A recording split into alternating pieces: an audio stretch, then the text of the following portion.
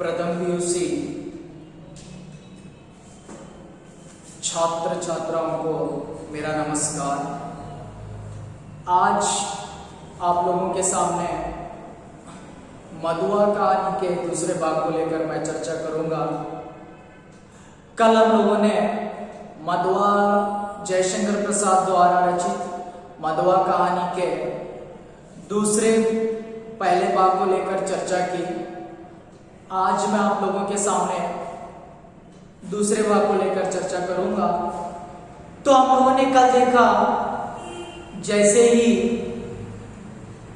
ठाकुर सरदार सिंह का लड़का लखनऊ में पढ़ता था और उसी के साथ साथ ठाकुर सरदार सिंह को जब समय गुजारा नहीं हो जाता था, शराबी उन्हें कहानी सुनाने आ जाता था और शराबी आने के बाद उन्हें असफुद्दौला की उस लड़की की कहानी सुनाता है और ठाकुर सरदार सिंह उसे 1 रुपया देकर भेज देते हैं और शराबी को मधुआ जो बच्चा रोते रोते लल्लू जमादार के पास मिल जाता है और शराबी उस बच्चे को लेकर अपने कमरे में आ जाता है और एक पराठे का टुकड़ा उसके हाथ में देकर शराबी जो है बाकी के चीजों को बच्चे के लिए खाने के लिए वहां पर चीजों को लाने के लिए बाजार चला गया है।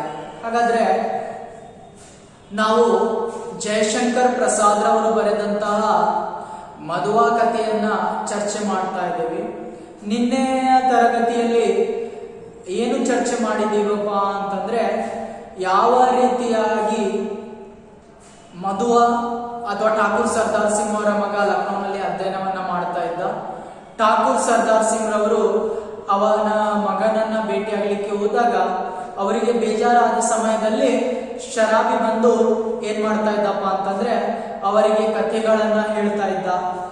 ಆ ಕಥೆಗಳನ್ನ ಕೇಳ್ತಾ ಇದ್ರ ತದನಂತರ ಅಸಫುದ್ದೌಲಾ ತನ್ನ ಮಗಳ ಒಂದು ಸೆರಗಿನಲ್ಲಿ ಯಾವ ರೀತಿಯಾಗಿ ಮುತ್ತುಗಳನ್ನ ಹಾಕಿದಾಗ ಅವಳು ತಿಂತಾಳೆ ಅನ್ನುವಂತ ಕಥೆಯನ್ನ ಹೇಳ್ತಾನೆ, ಅಥವಾ ರಾಜ ಅರಮನೆಯ ಕಥೆಗಳನ್ನ ಹೇಳ್ತಾನೆ। ಈ ರೀತಿಯಾಗಿ ಕಥೆಗಳನ್ನ ಕೇಳಿದ ಮೇಲೆ ಠಾಕೂರ್ ಸರ್ದಾರ್ ಸಿಂಗ್ ಅವರು ಶರಾಬಿಗೆ 1 ರೂಪಾಯಿನ ಕೊಡ್ತಾರೆ।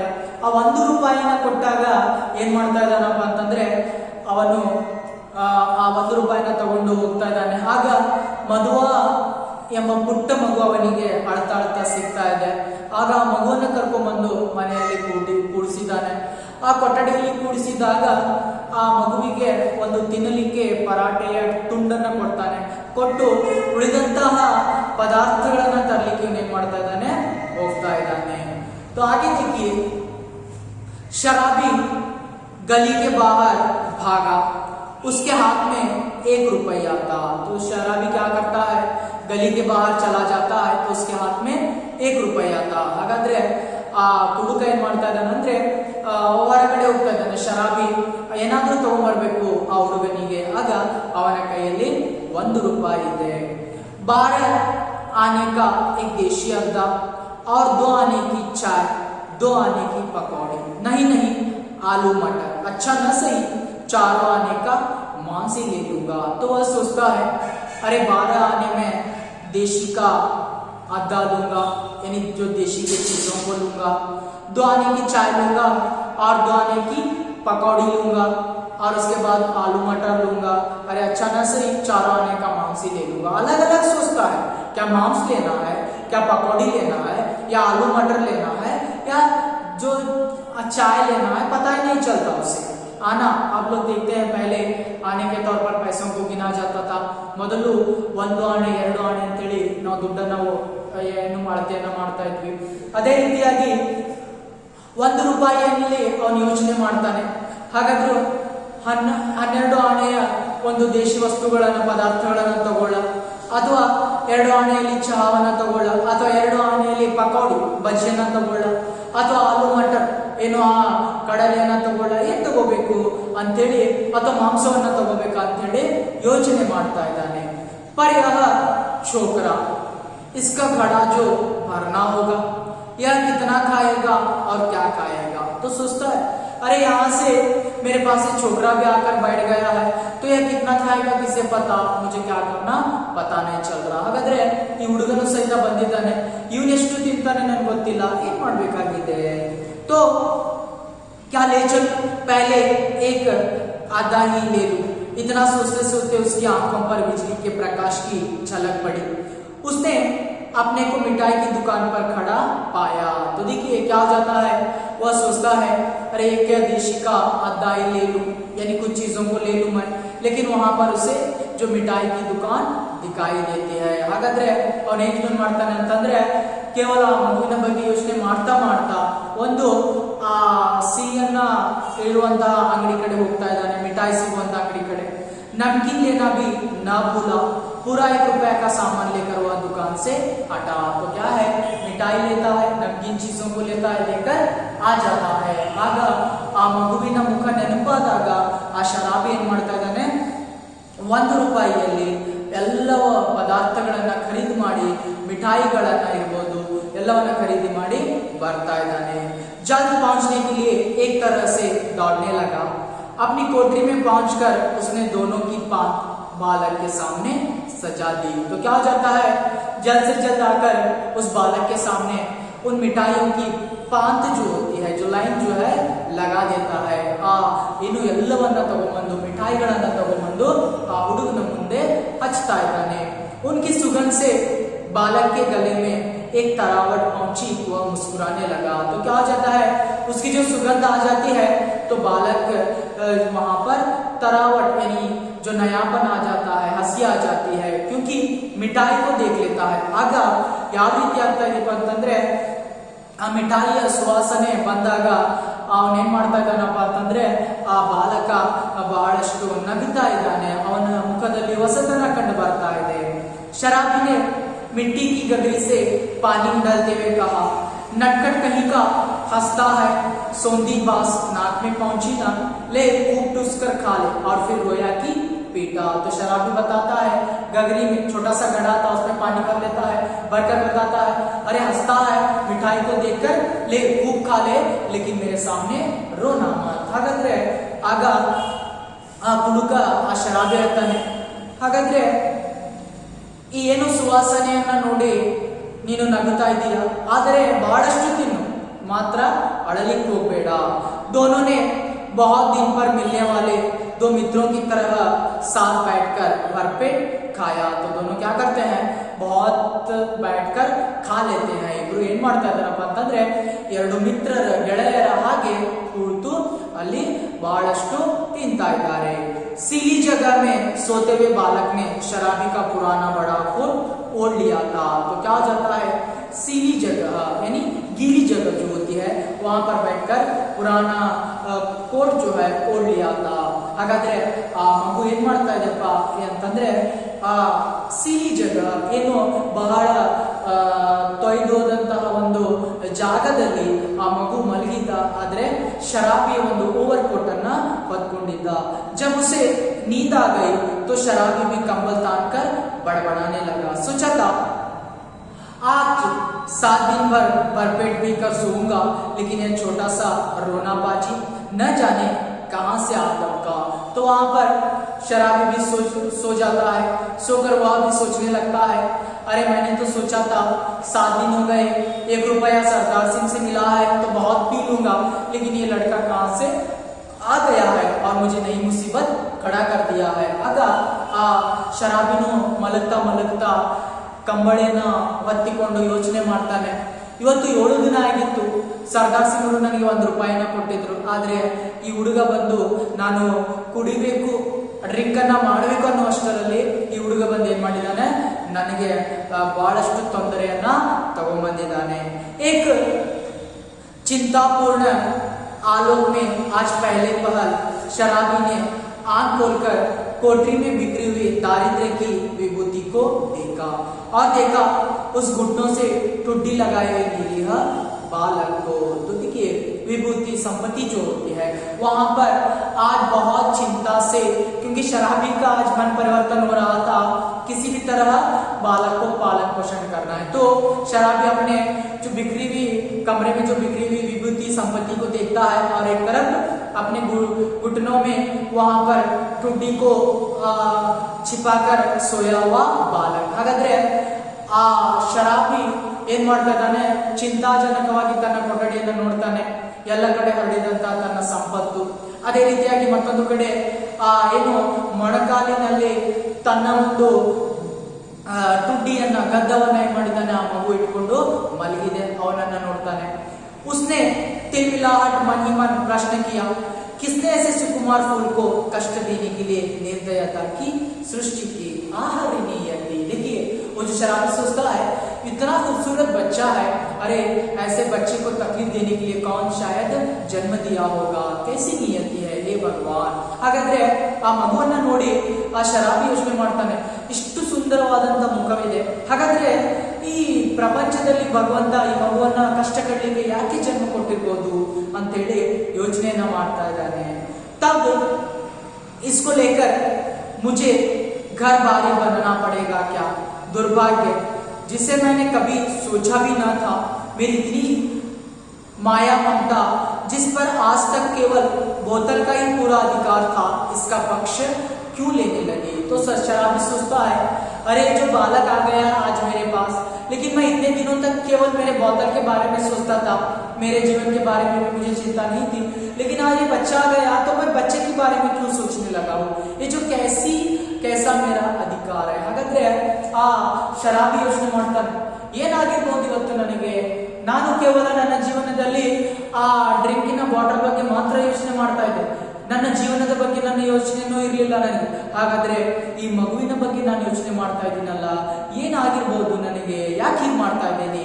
इस छोटे से पाजी ने मेरे जीवन के लिए कौन सा इंद्रजाल रचने का बीड़ा उठाया है, तब क्या करूं, कोई काम करूं, कैसे दोनों का पेट चलेगा, नहीं भगा दूंगा इसे, आम तो खोले। तो सोचता है, अरे जो लड़का आया है कौन सा इंद्रजाल, कौन सा जादू लेकर आया है पता नहीं है, लेकिन मैं दोनों का पेट भरने के लिए क्या काम कर सकता हूँ, नहीं हो सकता मुझसे, सुबह होते होते इस लड़के को मैं भगा दूंगा। ಆಗ ಶರಾಬಿ ಯೋಚನೆ ಮಾಡ್ತಾನೆ, ಹಾಗಾದ್ರೆ ಈ ಮಗು ಯಾವ ರೀತಿಯಾಗಿ ನನ್ನ ಮೇಲೆ ಜಾದುವನ್ನ ಮಾಡಿರ್ಬೋದು, ಯಾಕಪ್ಪ ಅಂತಂದ್ರೆ ಬಹಳ ನಾನು ಇವನ ಹೊಟ್ಟೆಯನ್ನ ಸಾಕ್ಬೇಕಂದ್ರೆ ದುಡಿಬೇಕು, ನನ್ನಿಂದ ಆಗೋದಿಲ್ಲ, ಬಹಳ ಬೇಗ ಏನ್ ಮಾಡ್ತೇನೆ, ಇವನು ಬೇಗ ಎದ್ದ ತಕ್ಷಣ ಬೆಳಿಗ್ಗೆ ಇವನಿಗೆ ಹೊರಗಾಗ್ಬಿಡ್ತೇನೆ। ಬಾಲಕ अंगड़ाई ले रहा था, वह उठ बैठा, शराबी ने कहा, ले उठ कुछ खा ले, अभी रात का बचा हुआ है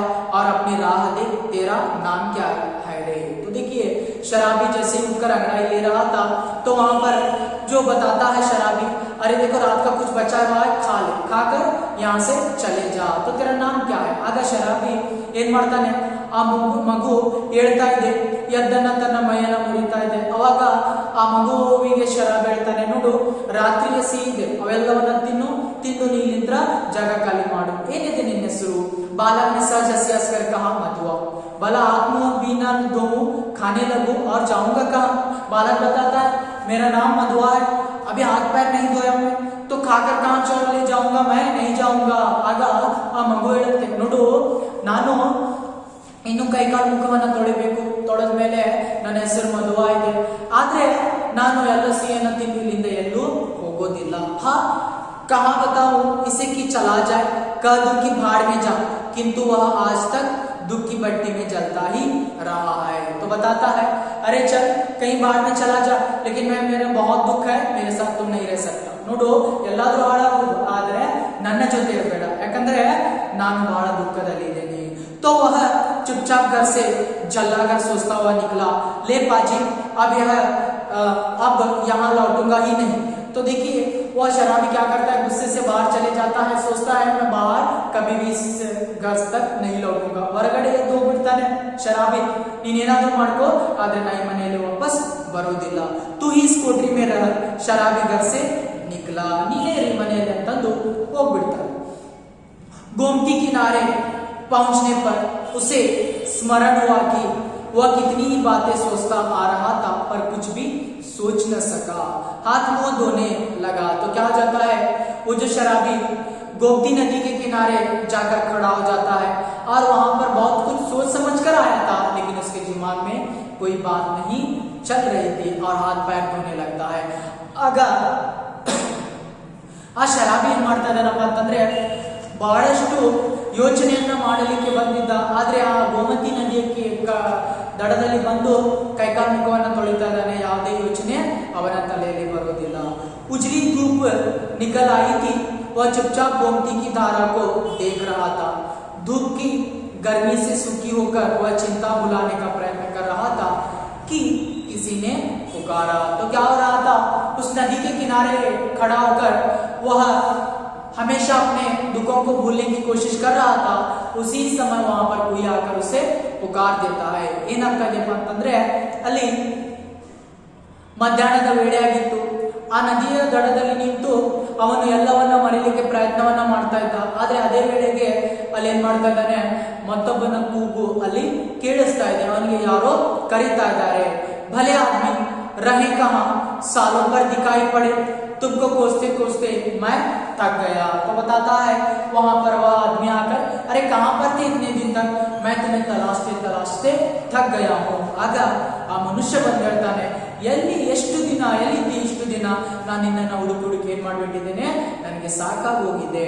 शराबी ने चौंकर देखा, वह कोई जाना पहचाना का तो मालूम होता था, पर कौन है यह ठीक न जान सका। तो शराबी दूर से देखता है, वह पहचान का आदमी था, लेकिन कौन है पता नहीं चल रहा था। दूरದಿಂದನೇ ಆ ಶರಾಬಿ ನೋಡ್ತಾನೆ, ಯಾರಿರ್ಬೋದು ಅಂತೇಳಿ, ಆದ್ರೆ ಯಾರೋ ಪರಿಚಯದವನೇ ಇದ್ದ, ಆದ್ರೆ ಗೊತ್ತಾಗ್ಲಿಲ್ಲ ಯಾರಂತಂದು। उसने फिर कहा, तुम ही से कह रहे हैं, सुनते हो, उठा ले जाओ अपनी सांस धरने की कल, नहीं तो सड़क पर फेंक दूंगा। तो जो आदमी आकर जोरदार से बताता है, अरे आपने जो, अरे शराबी, मेरे कमरे में जो आपकी जो कल है, सांस धरने की कल है, उसे क्या कर लेकर चले जाओ। ಹಾಗಾದ್ರೆ ಏನು ಶರಾಬಿಗೆ ಆ ಮನುಷ್ಯ ಹೇಳ್ತಾನೆ, ರಾಮದಾಸ್ ಏನ್ ಹೇಳ್ತಾನಪ್ಪ ಅಂತಂದ್ರೆ, ನೋಡು, ನಿನ್ನ ಮಸೆಯುವ ಏನು ಯಂತ್ರ ಇದೆ, ಕಲ್ಲಿನ ಯಂತ್ರ ಇದೆ, ಅದನ್ನ ತಗೊಂಡು ನನ್ನ ಕೊಠಡಿಯಲ್ಲಿದೆ। एक ही तो कोठरी जिसका मैं 2 रुपए किराया देता हूँ, उसमें क्या मुझे अपना कुछ रखने के लिए नहीं है? देखिए, अरे जो मेरी एक कोठरी है, मैं उसे 2 रुपया किराया देता हूँ, तेरा सामान लेकर चला जा, क्योंकि मेरी चीजें वहां पर रखना। ನೋಡು, ನನ್ನ ಕೊಠಡಿಯಲ್ಲಿ ನಿನ್ನ ಯಂತ್ರ ಇದೆ, ಹೌದಾ, ಮಸೀಯುವ ಕಲ್ಲಿದೆ, ಅದನ್ನ ತಗೊಂಡೋಗ್ಬಿಡು। ಯಾಕಪ್ಪ ಅಂತಂದ್ರೆ ನಾನು ಅಲ್ಲಿ ನನ್ನ ವಸ್ತುಗಳು ಇಡಬೇಕು। ಓ राम जी, तुम हो भाई, मैं भूल गया था, तो चलो आज ही उसे उठा लाता हूँ। कहते हुए शराबी ने सोचा, अच्छी रही, उसी को बेचकर कुछ दिनों तक काम चलेगा। तो वहां पर उसका नाम था राम जी। शराबी बताता है, अच्छा राम जी, आपके कमरे से मैं उस सांस धरने की कल को लेकर जाऊंगा, चलो अभी उसे उठा लाता हूँ, क्योंकि उसे बेचकर मेरा जीवन भी गुजारा हो जाएगा। ಆಗ ಆ ಶರಾಬಿ ಹೇಳ್ತಾನೆ, ಓ ರಾಮ್ಜಿ ಅವರೇ, ನೀವು ಹಾಗಾದ್ರೆ ಬನ್ನಿ, ಏನ್ ಮಾಡ್ತೇನೆ, ಆ ಯಂತ್ರವನ್ನ, ಏನು ಆ ಸಾಧನಗಳನ್ನ ಅಥವಾ ರೈತರ ಸಾಧನೆಗಳನ್ನ ಮಸೆಯುವಂತಹ ಯಂತ್ರ ಇತ್ತು, ಆ ಯಂತ್ರವನ್ನ ನಾನು ಈಗಲೇ ತರ್ತೀನಿ, ಅದನ್ನ ಮಾರಿ ನನ್ನ ಜೀವನ ನಡೆಯುತ್ತೆ। गोमती नहाकर रामजी पास ही अपने घर पहुंचा। शराबी की कल देते हुए उसने कहा शराबी को, वहां पर किसी तरह मेरा इससे पिंड छूटे। तो वहां पर रामजी बताता है, अरे लेकर चले जाओ, इसका पिंड छूट जाए मुझसे, ಇದನ್ನ ತಗೊಂಡೋಗು ಮೊದಲು, ಇದು ನನ್ನಿಂದ ದೂರ ಆಗಲಿ। बहुत दिनों पर आज उसको कल ढोना पड़ा। किसी तरह अपनी कोठरी में पहुंचकर उसने देखा कि बालक चुपचाप बैठा है। बड़बड़ाते उसने पूछा, क्यों रे, तूने कुछ खा लिया कि नहीं? देखिए, जैसे उस कल को, उस यंत्र को लाकर वहां पर अपने कमरे में रखता है और बालक को देखकर शराबी बताता है, अरे कुछ खाया भी या नहीं है। ಹಾಗಾದ್ರೆ ಆ ಮಗುವನ್ನ ಏನ್ ಮಾಡ್ತಾ ಇದ್ದಾನಪ್ಪ ಅಂತಂದ್ರೆ, ಶರಾಬಿ ಆ ಯಂತ್ರವನ್ನ ಹೊತ್ಕೊಂಡು ತನ್ನ ಕೊಠಡಿ ಕಡೆ ಬರ್ತಾ ಇದ್ದಾನೆ। ಬಂದ್ ಏನ್ ಮಾಡ್ತಾ ಇದ್ದಾನಪ್ಪ ಅಂತಂದ್ರೆ, ಆ ಮಗುವಿಗೆ ಕೇಳ್ತಾನೆ, ಏನಾದ್ರೂ ಊಟವನ್ನ ಮಾಡಿದೀಯಾ ಅಥವಾ ಇಲ್ವೋ ಅಂತೇಳಿ ಕೇಳ್ತಾ ಇದ್ದಾನೆ। भरपेट खा चुका हूं और वह देखो तुम्हारे लिए भी रख लिया है, कहकर उसने अपने स्वाभाविक मधुर हंसी से उस रूखी को कोठरी को तर कर दिया। तो क्या हो जाता है, वो जो बच्चा हंसकर बताता है, अरे देखो वहां पर तुम्हारे लिए भी रखा है, तो हंसता है, लेकिन शराबी की आंखों में आंसू आ जाते हैं। ಆಗ ಆ ಮಗು ಹೇಳುತ್ತೆ, ನೋಡು ನಾನು ಬಹಳಷ್ಟು ತಿಂದೆ ಏನೋ ಆ ಮಿಠಾಯಿಯನ್ನ, ಆದ್ರೆ ನಿನ್ಗೂ ಇಟ್ಟಿದ್ದೇನೆ ಅಂದಾಗ ಆ ಶರಾಬಿಯ ಕಣ್ಣಲ್ಲಿ ನೀರ್ ಬರ್ತಾ ಇದೆ। शराबी एक क्षण भर चुप रहा, फिर चुपचाप जलपान करने लगा। मन ही मन सोच रहा था, यह भाग्य का संकेत नहीं तो और क्या है। तो वहां पर शराबी सोचता है, अगर ये जो लड़का मेरे बारे में इतना सोचता है तो शायद मेरा आज भाग्य पलटने वाला है। ಆಗ ಆ ಶರಾಬಿ ಯೋಚನೆ ಮಾಡ್ತಾನೆ, ನೀರು ಕುಡಿತಾ ಕುಡಿತಾ, ಒಂದು ವೇಳೆ ಈ ಮಗು ಇಷ್ಟೆಲ್ಲ ಯೋಚನೆ ಮಾಡ್ತಾ ಇದೆಯಪ್ಪ ಅಂತಂದ್ರೆ ನನ್ನ ಒಂದು ಏನು ಸೌಭಾಗ್ಯ ಇರ್ಬೋದು, ನನ್ನ ಜೀವನ ಬದಲಾಯಿಸುವಂತದ್ದು। ಚಲೋ ಫಿರ್ सान देने का काम चलता करूं, दोनों का पेट भरेगा, वही पुराना चरखा फिर सिर पड़ा। तो क्या हो जाता है, आज से मैं सान भरने का काम करूंगा और मेरा पेट भी, इस बच्चे का पेट भी भर जाएगा। ಇವತ್ತಿನಿಂದ ಏನ್ ಮಾಡ್ತಾ ಇದೀನಪ್ಪ ಅಂತಂದ್ರೆ ಈ ಸಾಧನೋಪಕರಣಗಳನ್ನ ಮಸೆಯುವಂತ ಕೆಲಸವನ್ನ ಮಾಡ್ತೇನೆ, ಯಾಕಂದ್ರೆ ನನ್ನ ಹೊಟ್ಟೆ ಮತ್ತೆ ಈ ಮಗುವಿನ ಹೊಟ್ಟೆ ತುಂಬಿ ಬಿಡುತ್ತೆ। नहीं तो दो बातें किस्सा कहानी इधर उधर की कहकर अपना काम चला ही लेता था, पर अब तो बिना कुछ किए घर नहीं चलने का। चल पीकर बोला, क्यों रे मधुआ अब तू कहाँ जाएगा। तो देखिए सोचता है, अगर मैं 2 कहानियां सुना कर 1 रुपया आ जाता था तो मेरा जीवन चलता था। आज मेरे साथ ये जो बच्चा है, तो बच्चे के लिए मैं क्या करना है। तो बच्चे को कहता है, क्यों रे मधुआ अब कहाँ पर जाने वाला है। ಹಾಗಾದ್ರೆ ಆ ಶರಾಬಿ ಯೋಚನೆ ಮಾಡ್ತಾನೆ, ಕತೆಗಳನ್ನ ಹೇಳಿ ಬಂದಂತ 1-2 ರೂಪಾಯಿಯಲ್ಲಿ ನನ್ನ ಜೀವನವನ್ನ ನಡೆಸ್ತಾ ಇದ್ದೆ, ಹಾಗಾದ್ರೆ ಈ ಮಗುವಿನ ಬಗ್ಗೆ ಯೋಚನೆ ಮಾಡ್ಬೇಕಲ್ಲ ಅಂತಂದು ಆ ಮಗುವಿಗೆ ಕೇಳ್ತಾನೆ, ಕಹಾ ಜಾಯೇಗಾ, ಎಲ್ಲಿ ಹೋಗ್ತೀಯಾ। ಕहीं नहीं, ಆ ಮಗು ಹೇಳುತ್ತೆ, ಕहीं नहीं जाऊंगा, ಎಲ್ಲೂ ಹೋಗೋದಿಲ್ಲ। यह लो तो फिर क्या यहाँ जमा गड़ी है कि मैं खोद खोद कर तुम्हें मिठाई खिलाता रहूंगा। देखिए शराबी बताता है, अरे तेरा पेट भरना है तो क्या यहाँ पर खजाना है, तुम्हें खोद खोद कर खिलाऊंगा। ಹಾಗಾದ್ರೆ ಆ ಶರಾಬಿ ಹೇಳ್ತಾನೆ, ಅಲ್ಲ ಇಲ್ಲಿ ಏನಾದರೂ ಸಂಪತ್ತು ಉಳಿದೆಯಾ, ಹಾಗಾದ್ರೆ ನಿನಗೆ ನಾನು ಅಗದಗದು ತಿನ್ನಿಸ್ಲಿಕ್ಕೆ। तब कोई काम करना चाहिए, अरे कोई काम तो करना चाहिए, ಏನಾದ್ರೂ ಕೆಲಸವನ್ನು ಮಾಡಬೇಕು। करेगा, ಮಧುವಾ बताता है, करेगा जो कहो, ಹೌದು ನಾನು ಕೆಲಸವನ್ನ ಮಾಡ್ತೀನಿ, ನೀ ಆ ಕೆಲಸವನ್ನ ಹೇಳ್ತೀಯಾ ಆ ಕೆಲಸವನ್ನ ಮಾಡ್ತೀನಿ। अच्छा तो आज से मेरे साथ साथ घूमना पड़ेगा, यह कल तेरे लिए लाया हूं, चल आज से तुझे सान देने सिखाऊंगा। कहाँ इसका कुछ ठीक नहीं, पेड़ के नीचे रात बिता सकेगा ना। देखिए शराबी बताता है, आज मेरे पास ये सान धरने का कल है, तो इसे मैं तुझे सिखा दूंगा। मैं कल से मेरे साथ यह काम करना है और पेड़ के नीचे रात गुजारना है। ನೋಡು ನನ್ನ ಜೊತೆ ನೀ ಏನ್ ಮಾಡ್ಬೇಕು, ಈ ಮಸೆಯುವ ಯಂತ್ರ ಇದೆಯಲ್ಲ ಇದರಿಂದ ಕೆಲಸವನ್ನ ಕಲಿಬೇಕು, ತದನಂತರ ನನ್ನ ಜೊತೆ ಸುತ್ತಾಡಬೇಕು, ಮತ್ತೆ ಮರದ ಕೆಳಗೆ ರಾತ್ರಿಯನ್ನ ಕಳಿಬೇಕು। कहीं भी रह सकूंगा पर उस ठाकुर की नौकरी न कर सकूंगा। तो मधुआ बताता है, मैं हर जगह रहता हूँ लेकिन ठाकुर की नौकरी नहीं करूंगा। ನಾ ಎಲ್ಲಾದ್ರೂ ಇರ್ಲಿಕ್ಕೆ ಇಷ್ಟಪಡ್ತೇನೆ, ಆದ್ರೆ ಆ ಠಾಕೂರ್ ಸರ್ದಾರ್ ಯಾರು ಕುವರ್ ಸಿಂಗನ ಮನೆಯಲ್ಲಿ ಇರೋದಿಲ್ಲ। शराबी ने एक बार स्थिर दृष्टि से उसे देखा, बालक की आंखें दृढ़ निश्चय की सौगंध खा रही थी। तो शराबी उस बच्चे को देखता है, जो बच्चे की आंखों में उसे दृढ़ निश्चय निर्णय दिखाई दे रहा था, क्योंकि बालक अपनी बात को बता रहा था। ಹಾಗಾದ್ರೆ ಆ ಬಾಲಕನನ್ನ ನೋಡ್ತಾನೆ, ಆ ಶರಾಬಿ ನೋಡಿದಾಗ ಆ ಬಾಲಕನ ಕಣ್ಣುಗಳು ದೃಢ ನಿಶ್ಚಯವನ್ನ, ದೃಢವಾಗಿ ನಿರ್ಧಾರವನ್ನ ತೆಗೆದುಕೊಂಡಂತ ನಿರ್ಣಯವನ್ನ ಹೇಳ್ತಾ ಇದ್ವು। शराबी ने मन ही मन कहा, बैठे बैठाए यह हत्या कहां से लगी, अब तो शराब न पीने की मुझे भी सौगंध देनी पड़ी। तो शराबी क्या करता है, उस बच्चे को देखता है, तो वह देखकर सोचता है, आज से मैं शराब नहीं पी लूंगा, सौगंध खाता है, कसम खा लेता है। ಈ ರೀತಿ ಆ ಶರಾಬಿನ ಏನ್ ಮಾಡ್ತಾನೆ, ಓ ಈ ಮಗು ಈ ರೀತಿಯಾಗಿ ಕೇಳ್ಕೊಳ್ತಾ ಇದೆ ಅಂತಂದ್ರೆ ನಾನು ಸಹಿತ ಇಂದಿನಿಂದ ಏನ್ ಮಾಡೋದಿಲ್ಲ, ಶರಾಬ್ ಆ ಒಂದು ಸೇರೆಯನ್ನ ಡ್ರಿಂಕ್ ಅನ್ನ ಕುಡಿಯೋದಿಲ್ಲ ಅಂತೇಳಿ ಹೇಳ್ತಾ ಇದ್ದಾನೆ। वह साथ ले जाने वाली वस्तुओं को बटोरने लगा, एक गट्टर का और दूसरे कल का 2 बोझ हुए। तो देखिए क्या हो जाता है, जो 2 सारे सामानों की एक गट्टर जो गट्टी बना देता है और एक ಕಲ್। ಹಾಗಾದ್ರೆ ಎಲ್ಲ ವಸ್ತುಗಳನ್ನ ತನ್ನ ರೂಮನ್ನ ಕೊಠಡಿಯನ್ನ ಬಿಟ್ಟು ಹೋಗ್ಬೇಕು ಇಬ್ರು। ಹಾಗಾಗಿ ಏನ್ ಮಾಡ್ತಾ ಇದ್ದಾನಪ್ಪ ಅಂತಂದ್ರೆ ಒಂದು ದೊಡ್ಡ ಗಂಟನ್ನ ಮಾಡ್ತಾ ಇದ್ದಾನೆ, ವಸ್ತುಗಳ ಗಂಟನ್ನ, ಮತ್ತೊಂದು ಕಡೆ ಆ ಯಂತ್ರದ ಗಂಟನ್ನ ಮಾಡಿದ್ದಾನೆ। ಶರಾಬಿಗೆ पूछा तू किसे उठाएगा? तो शराबी पूछता है, अरे छोकरे तू किसे उठाएगा? ಹಾಗಾದ್ರೆ ನೀ ಯಾವುದನ್ನ ಹತ್ತಿಕೊಳ್ತೀಯಾ? जिसे कहो ನೀ ಯಾವ್ದು ಹೇಳ್ತೀಯಾ ಅದನ್ನ। अच्छा तेरा बाप जो मुझको पकड़े तो अगर तेरा बाप जो मुझे पकड़ लिया, ಹಾಗಾದ್ರೆ ನಿನ್ನ ತಂದೆ ನನ್ನನ್ನ ಹಿಡಿದ್ಬಿಟ್ರೆ?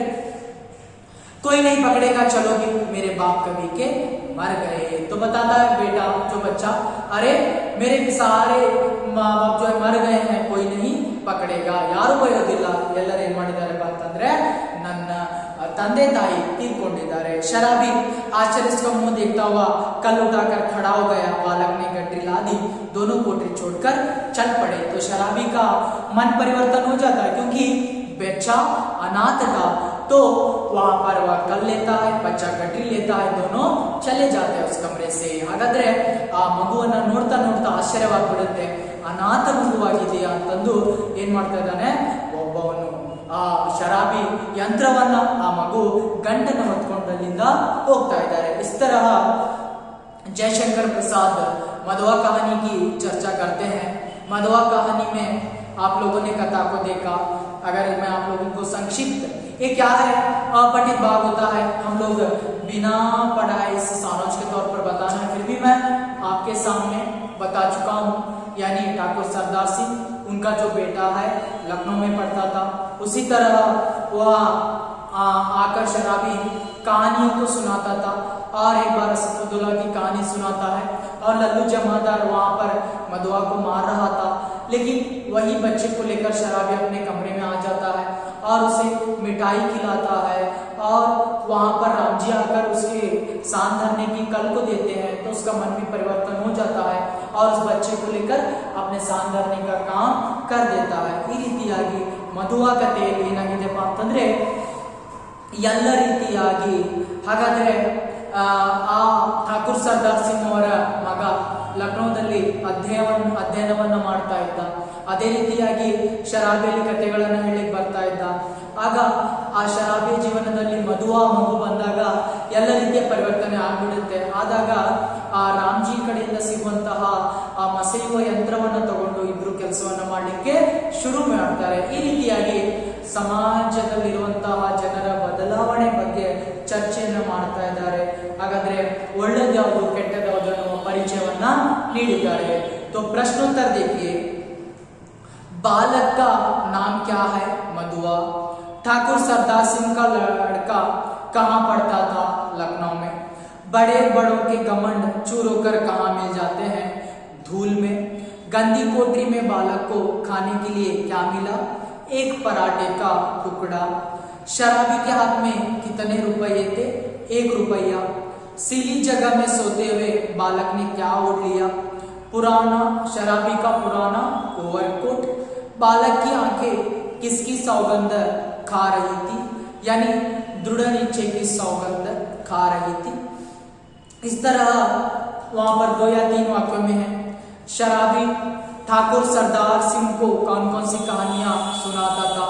तो आपको लिखना है यहाँ पर पढ़कर, राजमहलों की कहानी, रंगरेलियां, दुखियों की दर्द भरी आहे, या रंगमहलों में घुट कर मरने वाली बेगमें, या उनके जो वहां पर शहजादों के दुकड़े, या रंग महलों की अभागिनी बेगमों के निष्फल प्रेम, करुण कथा, पीड़ा से भरी हुई कहानियां, ऐसे लिखना है विवरण तौर पर। शराबी को बच्चा कहाँ मिला? वह उसने अपने साथ क्यों लाया? तो यहाँ पर लिखना है आप लोगों को, जो ठाकुर सरदार सिंह को जब कहानी सुनाने गया था शराबी, तो वहां पर बच्चा मिल जाता है, लल्लू से मार रहा था, उसे लेकर आ जाता है, क्योंकि लल्लू से मार रहा था, और उस बच्चे से परिवर्तन हो जाता है, अपने साथ उसे रख लेता है। इस तरह कहानी को पढ़ेंगे तो आप विवरण तौर पर उसे लिख सकते हैं। शराबी 1 रुपये से क्या खरीदना चाहता था और बाद में क्या खरीद लिया। तो देखिए आपको लिखना है शराबी 1 रुपये से देशी अद्दा, 2 आने की चाय, 2 आने की पकौड़ी, आलू मटर और मांस खरीदना चाहता था। इस तरह वह अंतिम में क्या करता है, मिठाई और नमकीन चीजों को खरीद लेता है। इस तरह विवरण तौर पर लिखिए। शराबी के जीवन में मधु आने के बाद क्या परिवर्तन आ जाता है। तो शराबी का मन परिवर्तन हो जाता है और वह अपने जीवन के बारे में, मधुआ के जीवन के बारे में सोचने लगता है। और उसी के साथ साथ यहाँ पर क्या हो जाता है, तो सांस धरने की कल को लेकर कोई काम करना शुरू कर देता है और शराब न पीने की सौगंध खाता है। इस तरह विवरण तौर पर लिखिए। मधुआ पात्र का चरित्र चित्रण कीजिए। तो मधुआ कहानी जो चरित्र चित्रण यानी उसका चित्रण करना है। कहानी के आरंभ से लेकर लल्लू जैसे ही मारता रहता था वहां से लेकर शराबी के जीवन तक, अंतिम तक उस गड्ढे को उठाकर क्यों कैसे लेकर चला जाता है, वहां तक भी आपको लिखना पड़ता है। इस तरह आपके सामने कौन सी कहानी थी, मधुआ कहानी।